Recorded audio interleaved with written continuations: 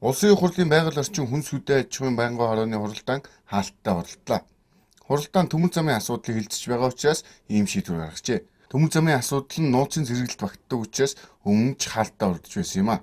Харин Монголын иргэний агаарын тээврийн дайны эрсдлийн даатгалын мөнгийг завшсан хэрэгт холбогдоод буй өмнөх удирдлагуудын талаарх асуудлыг тууштай шалгуулна гэж салбарын сайд нь хэлж байна. Дайны эрсдлийн санд авах ёстой мөнгийг хэсэг бүсэг хүмүүс хувийн компани руугаа хулгайлсан юм зэрэг шүү дээ.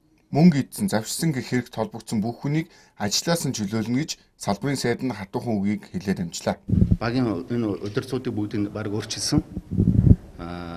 Тууцын дарга шинжлэгдсэн, захирзууд нь шинжлэгдсэн байгаа. Одоо цаашдаа ч гэсэн бид нэр иймэрхүү хууль бус үйл ажиллагаанд оролцсон хүмүүсийг бол энэ удирдлагын багаас нь одоо чөлөөснө.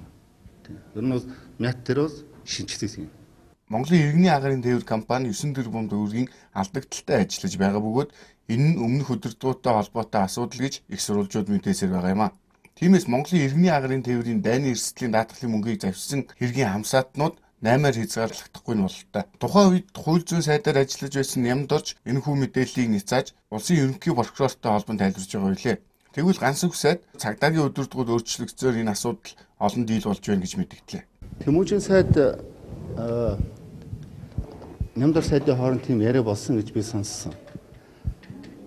2010 оны 1 сарын 7-нд энэ гэмт хэргийн шинжтэй байна шүү гэдгийг манай яам эзрүүлээд цагдаад бид нар шалгаач гээд хандсан.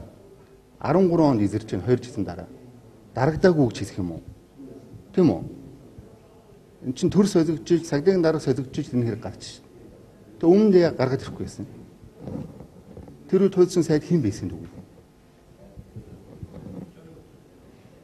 Маш тодорхой шүү дээ. Бид нар бүх баримт нь байж лээ шүү. 10 онд бид нар энийг шалгаж өгөөч гэдээ өгсөн.